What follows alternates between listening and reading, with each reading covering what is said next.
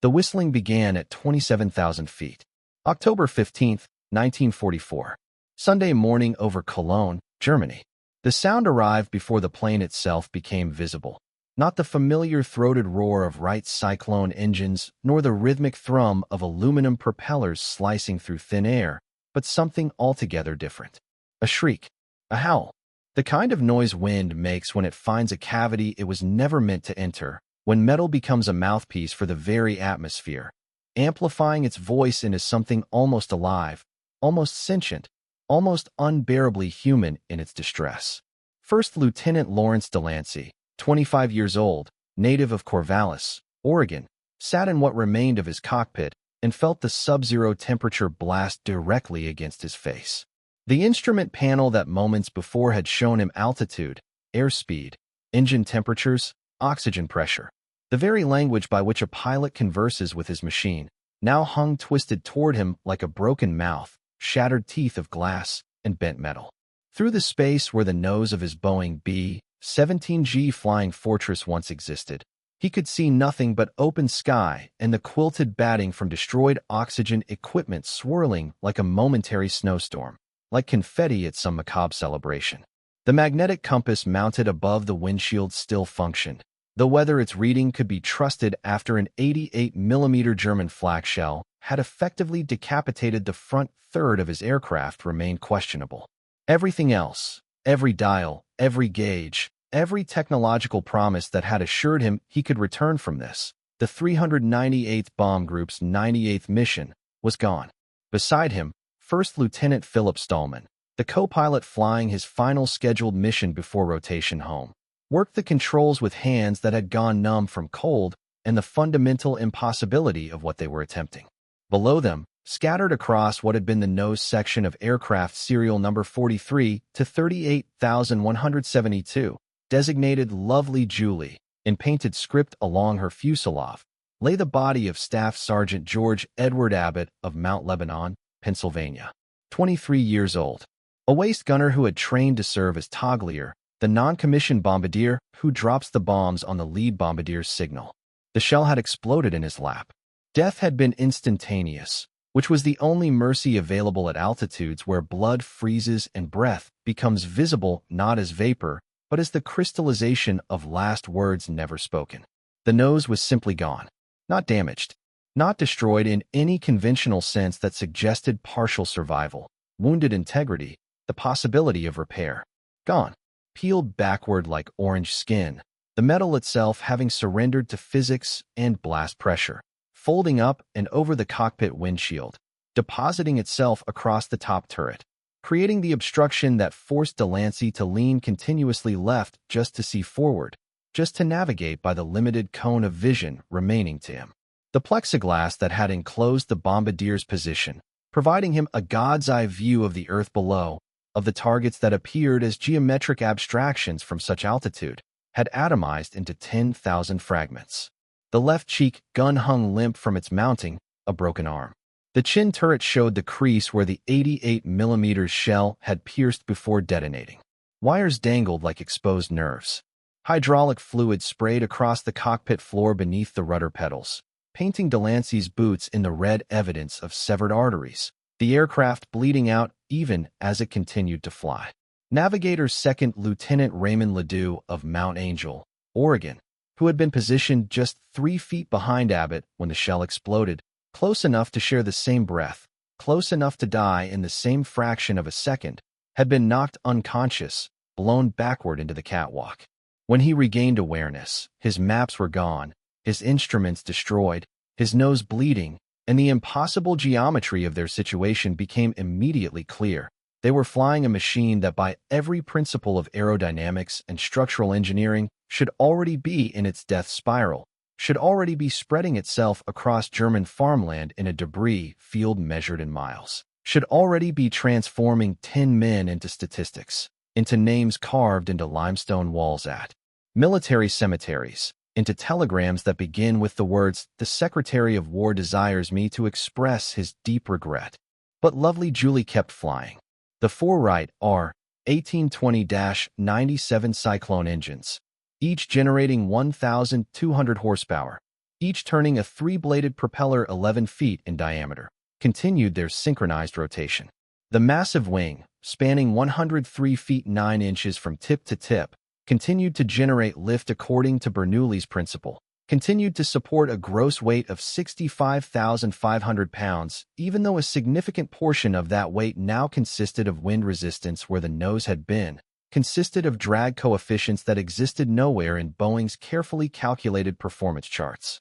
The aircraft descended rapidly. It had to, with the oxygen system destroyed and all 10 men gasping in air too thin to sustain consciousness. But it descended in something resembling controlled flight, not in the flat spin or inverted plunge that characterized so many fortresses whose pilots lost the struggle against gravity and enemy fire. This was not supposed to be possible. The Boeing B-17 Flying Fortress entered the war carrying a reputation forged in peacetime abstractions, in test flights and demonstration runs, in the kind of optimistic nomenclature that suggested impenetrability, that suggested the aircraft itself was armored against the very concept of vulnerability.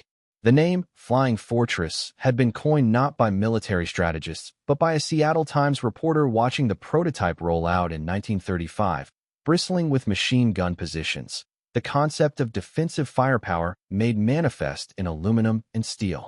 The Army Air Corps adopted the name eagerly, promoted it through newsreels and magazine articles, embedded it so thoroughly in the American imagination that by 1943, when the 8th Air Force began its daylight strategic bombing campaign against Nazi Germany, the B-17 had become symbolic not merely of air power, but of American industrial might, of the democracy's ability to manufacture its way to victory, to produce aircraft faster than the enemy could destroy them. The statistics supported this narrative. Boeing and its partners, Douglas Aircraft in Long Beach, California, and Lockheed's Vegas subsidiary, produced 12,731 B-17s between 1936 and 1945. At peak production in 1944, the factories delivered 362 aircraft per month, one every 2 hours around the clock, an assembly line of wings and engines and gun turrets that translated American economic capacity into kinetic force dropped from 25,000 feet. The aircraft cost $238,329 each in 1945 dollars, roughly $3.4 million in 2025 terms, and every one represented the labor of thousands of workers, many of them women who had moved from domestic service into riveting and welding, into the precision work of installing miles of electrical wiring, into the transformation of American society as thoroughly as the aircraft transformed aerial warfare. But the Germans who watched these formations appear in their skies did not see symbols. They saw targets. The Luftwaffe came to know the Boeing B-17 intimately, studied its strengths and vulnerabilities with the focused attention of men whose survival depended on transforming mythology into mortality. Based upon the principle that shooting down a single-engine fighter gained the victor 1 point, German pilots received 3 points for downing a 4-engine bomber. 2 points were awarded for Herauschuss, literally shooting out, damage sufficient to force a bomber from the safety of its formation. Only 1 point for Endgültigvernichtung, the final destruction of an already separated aircraft, because this task was considered less hazardous. By war's end, despite the legend, despite the name, German pilots had shot down more than 4,000 flying fortresses in combat. The B-17's armor consisted almost entirely of armored seat backs for the pilots and metal reinforcement around waist gun positions. The nose section, where Abbott died, where Ledoux should have died, contained no armor plate beneath the bombardier's position. The firewall dividing cockpit from navigator station was only slightly reinforced.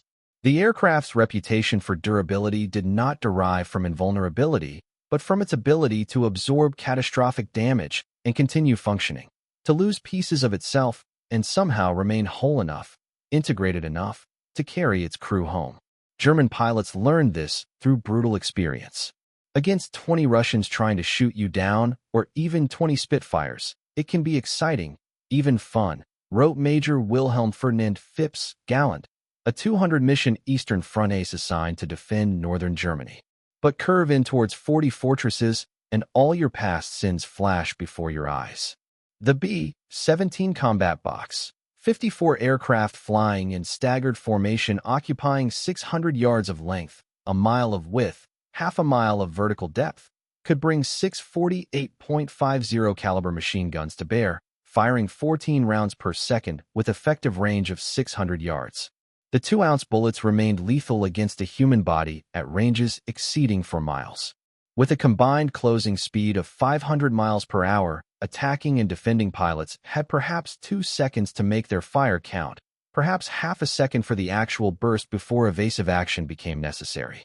German fighter tactics evolved continuously throughout the war: head-on attacks from 12 o'clock high, diving attacks from directly above, the roller coaster approach used by Me-262 jets. But the fundamental equation remained. A B-17 was difficult to kill because Boeing had built it to withstand damage that would atomize lesser aircraft. The Flying Fortress achieved this not through armor, but through redundancy and robust construction. The airframe used heavy-gauge aluminum formers and stringers. Control surfaces were duplicated. If one elevator was shot away, the other might suffice. For engines meant that loss of one, or even two, did not necessarily spell doom. Pilots learned that at high altitude with sufficient airspeed, a B-17 could maintain level flight on 2 engines if the pilot knew his aircraft's performance envelope to the final decimal point. The wing's multiple fuel tanks were self-sealing, lined with rubber that swelled when punctured by bullets, closing holes before too much fuel escaped or fire erupted. The hydraulic and electrical systems included backup pathways. Boeing had designed the B-17 with the assumption that combat would damage it. The question was whether the damage would be fatal or merely catastrophic, whether the aircraft could absorb the violence and continue.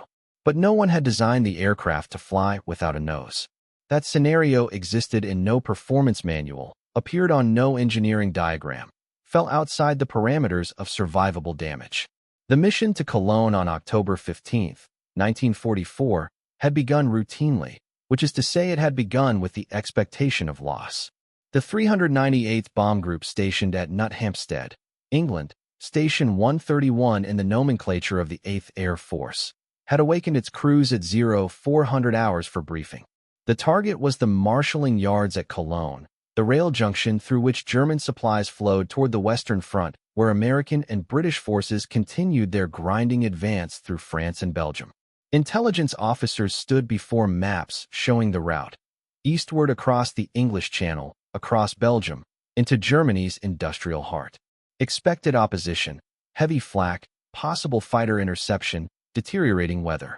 The odds of completing 25 missions, the magic number that earned a crew rotation home, stood at approximately 25%. 3 out of 4 men who climbed into B-17s would be killed, severely wounded, or captured before fulfilling their tour. This was known. This was accepted. The mathematical reality of daylight strategic bombing meant that survival was statistical improbability, that each mission represented another pull of a trigger in a revolver with too many loaded chambers. The 398th had lost an aircraft before Cologne was even reached. At approximately 0645 hours, as the 603rd Squadron was forming up, B-17 piloted by Lieutenant Bill Marin crashed on takeoff in the village of Anstey, killing all aboard. The flash of impact, the column of black smoke rising into the gray English morning, served as prelude, as overture, as reminder that death did not require the enemy's participation when 10 tons of aircraft, fuel, and high-explosive ordnance could achieve the same result through simple mechanical failure or pilot error, or the 1,000 other ways flight can terminate catastrophically. Delancey's crew, 9 men plus himself, took their positions in Lovely Julie as routine demanded. Stallman in the right seat, substituting for the regular co-pilot who had been hospitalized with an ear problem. Ledoux in the nose compartment with his maps and charts and the dead reckoning navigation that would guide them to target and home again. Abbott replacing the regular waist gunner, moving forward to the toglier position where he would wait for the lead bombardier's signal and then release the bombs in unison with the formation, creating the concentrated impact that was strategic bombing's entire premise. Engineer Gunner Technical Sergeant Benjamin Ruckel in the top turret. Radio Operator Technical Sergeant Wendell Reed monitoring frequencies. Ball turret gunner Staff Sergeant Albert Albro suspended beneath the fuselage in the cramped sphere that was simultaneously the most effective firing position and the most likely place to die trapped when landing gear malfunctioned. Waist gunner Technical Sergeant Russell Lockman. Tail gunner Staff Sergeant Herbert Guild positioned in the cold isolation of the rear fuselage, watching for the German fighters that preferred to attack from astern, where the target grew larger in the gun sight and the closure rate allowed more firing time. They climbed into the formation as procedure dictated. Delancey flew on the left wing of the lead element, part of the staggered combat box designed to maximize defensive firepower and minimize the formation's vulnerability to both flak and fighters. The bombers droned eastward, each crew sealed into their separate pressurized isolation, connected to each other only by radio and by the shared knowledge that survival depended on maintaining position, on staying in the box where concentrated firepower meant relative safety, where separation meant becoming the wounded animal that predators single out. The flak began as they approached Cologne. German 88mm anti-aircraft batteries opened fire, the shell's timing fuses calculated to detonate at 27,000 feet, to create that peculiar black smoke burst that marked where shrapnel had just expanded in a lethal sphere. Pilots described flak as weather. You flew through it, accepted it, understood that luck and mathematics would determine who died and who survived. The aircraft shuddered when fragments hit the fuselage and wings, the sound like hail on a tin roof, like rocks thrown against hollow aluminum, like the universe's indifference made audible. Bombs away. Delancey felt the aircraft lift slightly as 6,000 pounds of ordnance dropped free, as Lovely Julie became suddenly lighter, suddenly more responsive. Below, the bombs fell in the long parabolic curve that translated altitude into accuracy, that transformed potential energy into blast radius. Whether they struck their intended target, whether they disrupted German logistics, whether they contributed to the strategic campaign's ultimate goal of forcing Nazi Germany's surrender, these questions existed in a realm beyond the individual crew's immediate concern. Their task was simply to drop the bombs where directed and survive the return flight. The explosion came immediately after bomb release, which suggested either remarkable German timing or simple statistical inevitability. Enough shells fired into a formation's path will eventually find metal. The 88mm round penetrated the chin turret, the twin .50 caliber installation that Boeing had added to the G model specifically to defend against head-on attacks, and detonated in the lap of Staff Sergeant Abbott. In the microsecond between shell penetration and detonation, the projectile traveled perhaps 3 inches. When it exploded, the force had nowhere to dissipate. The nose section, designed to provide an unobstructed view for the bombardier, consisted primarily of plexiglass framed by aluminum ribs. The blast pressure exceeded the structure's design tolerance by orders of magnitude. The nose did not shatter. It vaporized, peeled, folded backward. Metal tore along rivets and seams. The detonation's energy propagated forward and upward, stripping away the forward fuselage, as if a giant can opener had been applied to the aircraft. The instrument panel, that dense assembly of gauges and switches and circuit breakers, took the full force of the blast wave and bent toward Delancey, its components destroyed or rendered inoperative in an instant.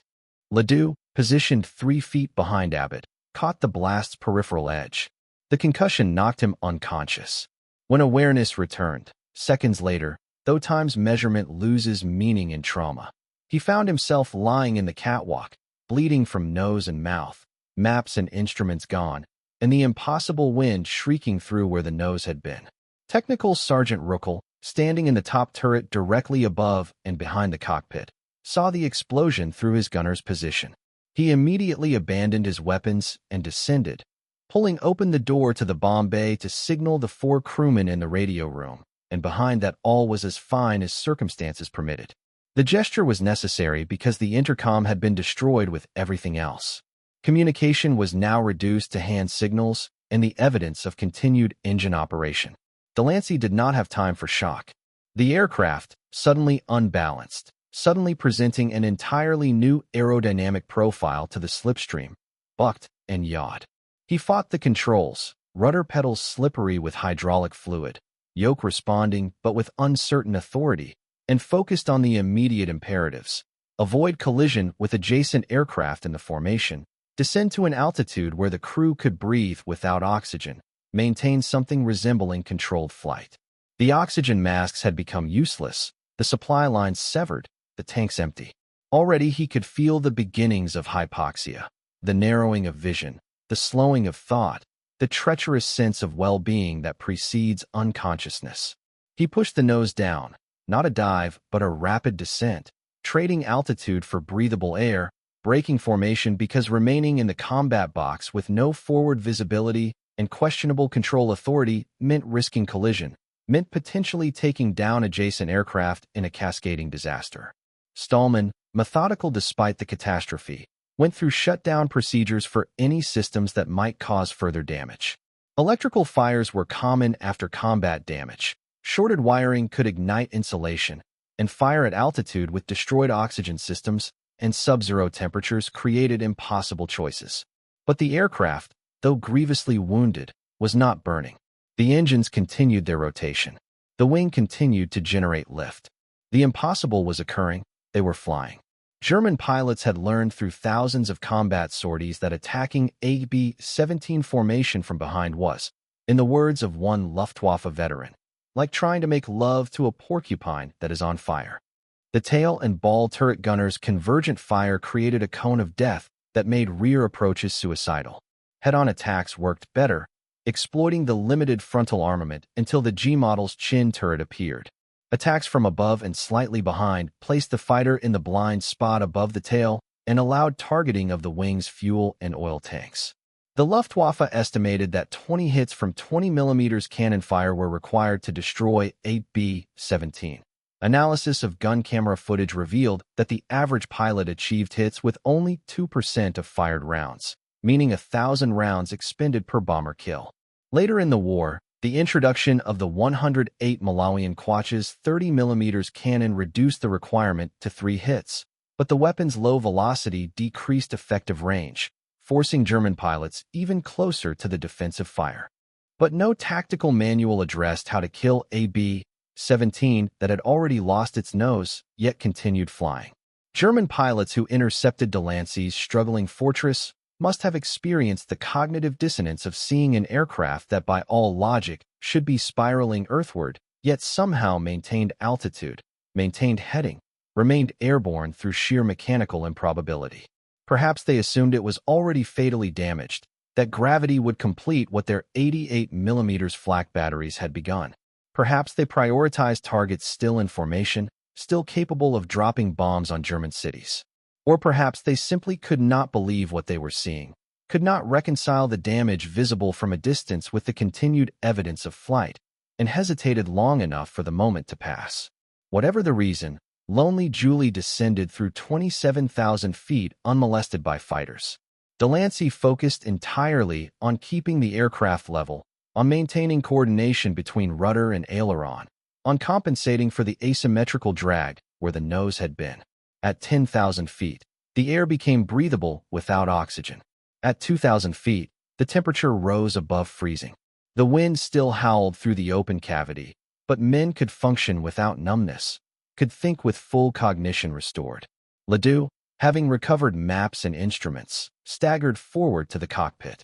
Blood covered his face from the nosebleed that always accompanies head trauma. He wedged himself between the pilot's seats and began navigating from memory, from the glimpses of terrain visible through breaks in cloud cover, from the railroad lines and rivers that appeared as geographic features on maps he no longer possessed. The formation had continued on its prescribed course, a slow turn southeast of Cologne, then westward toward England. But lovely Julie had broken away, had descended rapidly, and their position was uncertain. They agreed they were over Belgium, that they were flying southwest. Small arms fire from the ground confirmed they were still over occupied territory. German infantry and defensive positions had not yet been overrun by Allied advances. Albro returned fire from the waist gun, the .50 caliber tracers arcing downward toward targets he could barely see. 2 P-51 Mustangs appeared off their wing, throttled back to match the damaged bomber's reduced speed. The American fighters flew loose formation, shepherding the crippled fortress across Belgium. Delancey often wondered afterward what the P-51 pilots thought as they looked across at lovely Julie's exposed airframe, at the missing nose, at the impossible fact of continued flight. Whether they radioed ahead to alert rescue services, whether they considered the odds of successful landing, whether they watched for the moment when physics would overcome engineering and the B-17 would finally succumb to the damage it had absorbed. The formation crossed the coast near the Belgium-Holland border, just south of Walcheren Island, according to Ledoux's dead reckoning calculation. The North Sea spread below, gray and cold, and representing the final barrier. An emergency landing on the continent was survivable. Crews could bail out over France, could potentially walk to Allied lines. But a landing in the North Sea meant minutes in water cold enough to kill through hypothermia before drowning became the primary threat. The coast of England appeared on the horizon. The airfield at Station 131 at Hampstead should have been quiet. The formation was not due to return for another 20 minutes. But the tower personnel had received radio alerts, had heard reports of a damaged aircraft inbound, and stood watching the northeastern sky. The sound reached them first, that distinctive howl, that shriek of wind through violated aluminum, that noise unlike anything a properly configured B-17 should make. Then visual confirmation. A single aircraft crawling across the sky at low altitude, nose obviously destroyed, somehow still airborne. The ground crews raced from their positions toward the active runway. Ambulances, fire trucks, jeeps and motorcycles, and men running on foot, because whatever was approaching would require every available resource. They could see the aircraft more clearly now, see the missing nose section, see the peeled metal, see that catastrophic damage had reduced a four-engine bomber to something that should not fly yet continued its approach. Red flares were unnecessary. The damage was visible to everyone watching. Delancey flew straight in, no downwind leg, no regulation pattern, just a direct approach to the runway, because extended maneuvering meant additional time in the air, additional opportunity for structural failure. He had no airspeed indicator, no altimeter, no rate of climb gauge. He flew by feel and visual reference, watching the runway grow larger, judging his descent rate by the apparent motion of the ground, compensating for the unknown increase in stall speed that the missing nose must create. The aircraft with its blunt forward profile required higher airspeed to maintain lift, but how much higher he could not calculate. Too slow meant stalling before touchdown, meant an uncontrolled crash that would kill everyone aboard. Too fast meant overrunning the 6,000-foot runway, meant careening into whatever lay beyond. He crossed the runway threshold. The main landing gear, which Stallman had lowered successfully despite uncertain hydraulic pressure, contacted concrete. The aircraft settled with surprisingly gentle deceleration. Delancey pressed the brakes, felt minimal response, the pedals mushy with low hydraulic pressure, but providing enough friction to slow lovely Julie's momentum. The runway disappeared beneath them. The taxiway approached. Delancey made the decision to continue past the normal turnoff. Blocking the taxiway would trap the returning formation, would create an obstacle for the other aircraft that would land soon, and brought the aircraft to a stop in the mud just beyond the runway's end. Silence. The engines, on Delancey's signal, shut down one by one. The propellers windmilled to a stop. The shrieking wind ceased. The crew exited through the waist door, avoiding the forward section where Abbott's body remained, where metal was still sharp with recent tearing, where the evidence of violence was too immediate. Medical personnel entered. Fire crews stood ready for a conflagration that never ignited. Men gathered around the aircraft and simply stared at the damage, at the missing nose, at the impossibility made manifest in aluminum and high-tensile steel. Delancey walked to the runway's end and sat down, knees drawn to chest, head lowered, arms crossed. The ordeal was complete. The mission was finished. 9 men from his crew had survived. 1 had not. The mental replay began. The explosion, the fight with controls, the shrieking wind, the impossibility that they had somehow flown across Belgium and the North Sea and landed, when every principle of aerodynamics suggested they should be scattered across German farmland. Group Commander Colonel Frank P. Hunter arrived from the tower, ready to debrief, to extract details while they were fresh, to document this remarkable feat for whatever lessons it might contain. Flight Surgeon Dr. Robert Sweet physically restrained the colonel. "That young man doesn't want to talk now," Sweet said. "When he is ready you can talk to him, but for now leave him alone." Sweet distributed pills to each crew member, sedatives, anti-anxiety medication, whatever the medical corps used to shut down the adrenaline, to force sleep onto men whose nervous systems were still vibrating with the aftermath of mortal terror. He ordered them to their barracks, to rest, to process what had occurred in whatever psychological spaces men create for experiences that exceed normal human capacity. No photographers, no immediate interviews, no dramatization. The crew would depart the next day on leave, the standard 7 days at a rest facility designed to provide distance from combat, to restore something resembling psychological equilibrium before they returned to operational status. Delancey and his crew returned to duty in early November. They flew additional missions. Some survived the war. Some did not. But October 15th, 1944, remained the day that separated before from after, the day that established the bright line between what seemed possible and what actually occurred. The formation returned 20 minutes later. Aircraft landed one by one, their pilots no doubt aware that something unusual had transpired, that the empty space on the hardstand meant either loss or emergency landing elsewhere, that the odds were not favorable. They taxied to their positions, shut down engines, climbed out to face interrogation by intelligence officers who needed to know what they saw, what they hit, what opposition they encountered. The mission was counted as complete. The ordnance had been dropped. The target had been struck. The strategic campaign continued its incremental grinding progress toward Germany's eventual surrender. But it was the crippled bomber, the aircraft that should not have returned, that occupied the ground crew's attention. Men walked around lovely Julie examining the damage, taking photographs that would later circulate through briefing rooms and appear in post-war histories, trying to understand how Boeing's engineering had achieved this survivability. The nose was gone, the instrument panel destroyed, the hydraulic system damaged, the oxygen system obliterated. Yet the 4 right cyclones had continued their steady rotation. The wing had maintained its structural integrity. The control cables, though some were exposed and frayed, had transmitted pilot input to control surfaces. The aircraft had absorbed catastrophic damage and continued to function at some minimal level sufficient for survival. The Boeing engineers who designed the B-17 in the mid-1930s could not have anticipated this specific failure mode. A direct flak hit to the nose, the bombardier killed instantly, the forward fuselage peeled away, but they had built into the aircraft structure a fundamental robustness that exceeded requirements. The fuselage used heavy-gauge aluminum formers spaced closely enough to maintain integrity even when sections between were destroyed. The wing employed multiple spars, so that damage to one did not mean immediate structural failure. The control systems included redundancies, dual cables, alternate routings, because designers understood that combat damage was not hypothetical but inevitable, that the question was not whether the aircraft would be hit, but whether it would survive long enough to return.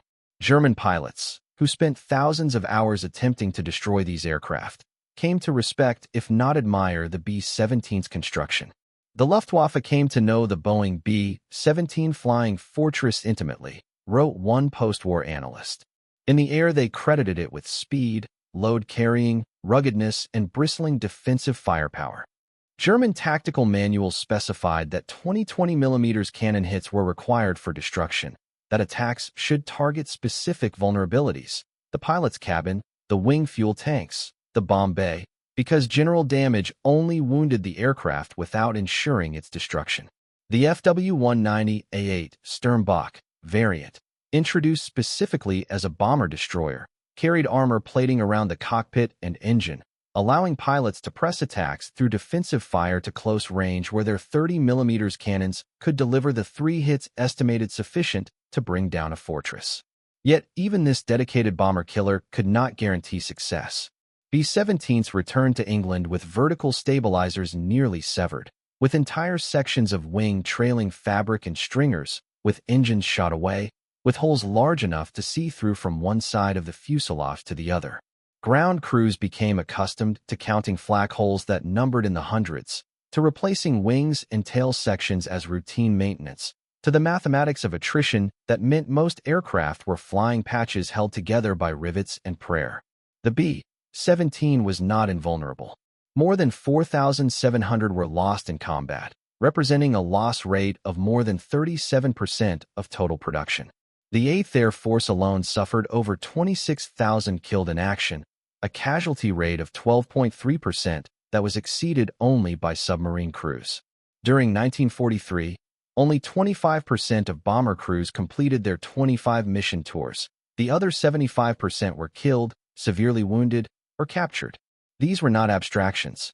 These were men in their early 20s who climbed into aircraft each morning knowing that survival was improbable, that the formation would return with empty positions, that the telegrams were already being drafted.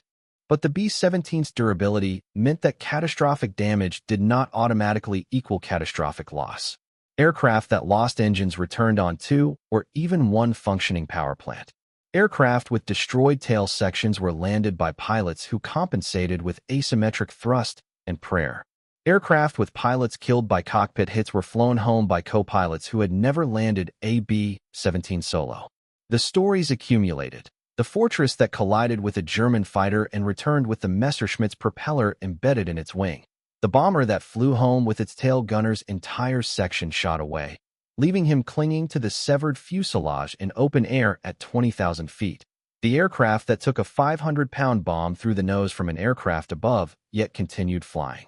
Each incident became proof of concept, confirmation that Boeing's design philosophy, robust construction, redundant systems, the assumption of combat damage, worked. The B-17 became legendary not because it was invulnerable, but because it could be mutilated and continue functioning, because it gave crews a chance at survival when death seemed certain, because it translated American industrial capacity into a promise. We will build these faster than you can destroy them, and they will keep bringing our men home. The symbolism was not lost on German defenders.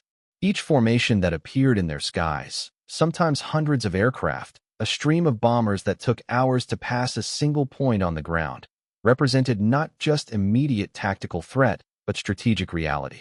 America's industrial capacity had achieved what seemed impossible: the ability to produce 4-engine bombers by the thousands, to replace losses faster than they accumulated, to sustain a campaign of daylight strategic bombing that British forces had abandoned as too costly in 1940. The bombers themselves became moving demonstrations of American abundance.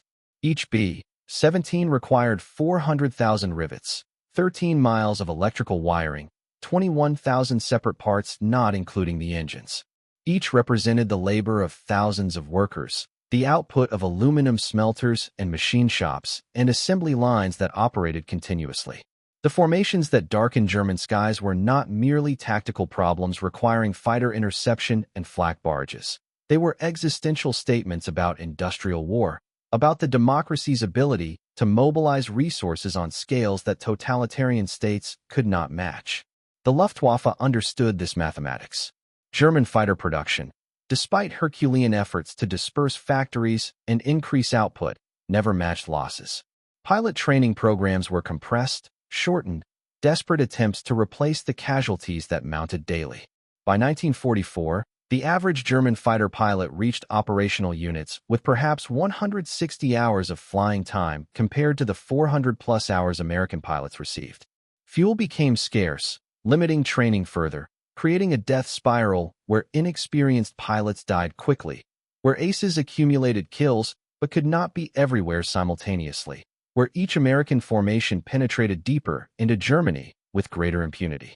The B-17 formations became demonstrations of a certain American faith, that material advantage could compensate for tactical vulnerabilities, that industrial capacity was itself a form of military power, that men willing to climb into aircraft each morning knowing the odds could be sustained by the promise that their sacrifice served strategic purpose, that the accumulated weight of thousands of bombing missions would eventually break the German capacity to wage war. Whether this faith was justified remains debated by historians. Whether strategic bombing shortened the war significantly, whether the resources expended might have been deployed more effectively elsewhere. But the crews who flew the missions did not have the luxury of such abstract analysis. They saw the missions as what they were: tactical problems requiring technical solutions, survival situations requiring skill and luck and the durability of the aircraft carrying them. When Delancey brought lovely Julie home with her nose gone, he demonstrated all these elements simultaneously. Skill, maintaining control of a damaged aircraft through turbulence and cold, and the psychological weight of combat. Luck, that the shell had not detonated 2 feet further back where it would have killed both pilots, that German fighters had not pressed attacks on the struggling bomber, that structural failure had not occurred during the stresses of landing. And durability.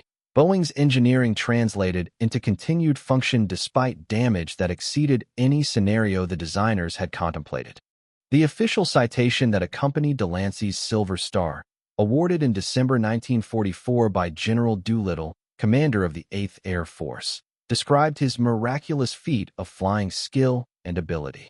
Ledoux received the Distinguished Flying Cross for extraordinary navigation skill in guiding the aircraft home without instruments or maps. Both decorations understated the achievement. They had not merely survived. They had accomplished something that should have been impossible, that violated the basic premises of aerodynamics and structural engineering that existed in the narrow space between disaster and miracle, where human skill and mechanical reliability intersect. The photograph taken at Nuthampstead on October 15, 1944, showing lovely Julie from the front, the missing nose section clearly visible, the devastation complete, yet somehow insufficient to kill the aircraft, appeared in American newspapers and magazines in the weeks that followed. The image shocked the public, which had been insulated from the visual evidence of bombing campaign casualties by military censorship and the simple fact that most combat damage occurred over enemy territory where photographers were absent. Here was proof made visible. The B-17 could absorb this level of destruction and fly. The photograph became propaganda in the truest sense, evidence used to support the narrative that American technology and American men could endure what the enemy inflicted, could complete their missions despite everything Germany deployed against them. But for the men who flew, the photograph represented something different. It was confirmation of their worst fears made literal, that the aircraft protecting them was composed of aluminum skin measured in fractions of an inch, that explosive force could peel away sections with casual ease, that death rode in every flak burst and every fighter pass, that survival was contingent on factors beyond their control. The photograph showed that the flying fortress could be decapitated and continue flying, which was simultaneously reassuring and terrifying. Reassuring because it suggested they might survive catastrophic damage, terrifying because it meant they would be expected to continue missions, to climb into aircraft and fly toward flak concentrations and fighter bases, to accept the 75% casualty rate as simply the cost of strategic necessity. The bomber campaign continued. 8th Air Force formation struck targets throughout Germany: oil refineries, marshalling yards, aircraft factories, submarine pens, in a systematic effort to destroy the Nazi war machine's ability to sustain operations. More aircraft were lost. More crews did not return. The strategic debate about effectiveness continued in planning rooms and staff meetings, but at the tactical level, at the crew level, the war was simply a series of missions, a countdown toward 25, a hope that probability would favor them long enough to complete their tours. Delancey and his crew returned to operations in November 1944. They flew additional missions, including strikes against Merseburg, home to synthetic oil refineries that were among the most heavily defended targets in Germany. Whether they thought about October 15th during these subsequent missions, whether the memory of lovely Julie's shrieking wind and missing nose informed their decisions, whether the knowledge that they had survived the unsurvivable provided comfort, or simply made each mission afterward seem like borrowed time, these questions went unrecorded. Men did not discuss such things, did not admit to fear, maintained the facade of professional competence that military culture required. They flew their missions, landed, attended debriefings, slept when possible, and prepared for the next sortie. The war in Europe ended on May 8, 1945. Germany surrendered unconditionally, its industrial capacity destroyed, its cities reduced to rubble, its military forces shattered. Whether the bombing campaign caused this surrender or merely contributed to inevitable defeat remains contested. But the B-17 crews who survived to see V-Day understood their role in a way that transcended strategic analysis. They had carried the war to the enemy, had demonstrated that distance provided no protection, that industrial war meant bringing destruction not just to front lines, but to the factories and infrastructure that sustained military operations. They had paid in blood and trauma and loss, and they had brought their aircraft home when home seemed unreachable. The B-17 itself, the aircraft that had become symbolic of American air power, that had appeared on recruiting posters and war bond advertisements, that had been named Flying Fortress and had earned that designation through 4 years of brutal combat, ended production in May 1945. The factories that had operated continuously, that had delivered an aircraft every 2 hours at peak production, shut down their assembly lines. The B-17 was already obsolescent. The B-29 Superfortress had taken over the Pacific campaign, and jet aircraft were emerging that would render piston-engine bombers antiquated within a decade. Most B-17s were scrapped immediately after the war, melted down for their aluminum, their combat history reduced to the strategic metal they contained. A handful survived in museums, preserved as artifacts of the war's industrial scale, as physical evidence of what American manufacturing could achieve when mobilized for total war. But the stories remained. The photographs of damaged aircraft, the documented cases of impossible survivability, the accumulated testimony of crews who brought home bombers that should have fallen from the sky. These stories served a purpose beyond historical record. They became part of the narrative Americans told themselves about the war, about their role in defeating fascism, about the democracy's inherent advantages over totalitarian states. The B-17's durability became metaphor for American resilience, for the industrial society's ability to absorb losses and continue functioning, for the belief that free men fighting for just causes possess advantages that conscript armies cannot match. Whether this narrative was accurate or mythological, whether it simplified complex realities into digestible symbolism, whether it ignored the tremendous casualties and questionable strategic decisions, these questions matter to historians. But to the men who flew, the narrative was simply their experience translated into words. They had climbed into aircraft each morning knowing the odds. They had flown through flak and fighter attacks. They had watched aircraft beside them explode or spin earthward trailing smoke. They had brought damaged bombers home through skill and luck and the fact that Boeing had built the B-17 with redundancies and robustness that sometimes, not always, but sometimes provided the margin between death and survival. Delancey's flight on October 15, 1944, represented this reality in its purest form. The nose was gone, the instruments destroyed, the hydraulics damaged, one man dead, but the engines continued running. The wing continued generating lift. The control cables, though exposed and damaged, transmitted input to surfaces. The pilots maintained control through an environment that included sub-zero cold, hypoxia, hydraulic spray, and the aerodynamic chaos of flying a bomber whose forward fuselage had been peeled away. They descended through contested airspace, crossed the North Sea, approached their home field, landed on a runway with minimal brakes and no instrumentation beyond visual reference and feel. They accomplished what should have been impossible because the aircraft, despite catastrophic damage, remained functional enough, barely, marginally, but sufficiently, to permit survival. This was the Flying Fortress's true accomplishment, the reason the name became synonymous with durability. Not invulnerability, not immunity to enemy fire, but the ability to be damaged beyond what seemed survivable and continue functioning at some reduced capacity that gave crews a chance. In total war, in the environment of daylight strategic bombing where losses were measured in percentages and survival was probabilistic, that chance was everything. It was the difference between names on casualty lists and men returning home. It was the difference between failure and completion of the mission. It was Boeing's engineering translated into the most fundamental human terms: life and death, survival and loss. The distance between what should happen and what actually occurs when skill and luck and mechanical reliability align. The sound that ground crews heard on October 15, 1944, that shrieking howl of wind through violated aluminum, that noise unlike anything a properly configured B-17 should make, announced something profound. It announced that catastrophic damage did not automatically mean catastrophic loss. It announced that American industrial capacity had created machines capable of absorbing violence and continuing to function. It announced that the men who flew these missions possessed skills sufficient to bring home aircraft that by every rational assessment should have killed them. It announced that probability, though mathematically unfavorable, could sometimes be overcome through competence and engineering and the refusal to accept that survival was impossible. The shriek was the sound of the impossible occurring. It was the sound of a bomber that should not fly continuing to fly. It was the sound of Boeing's promise made manifest, that the Flying Fortress would protect its crew not through armor, but through robust construction, not through invulnerability, but through the ability to absorb damage and continue.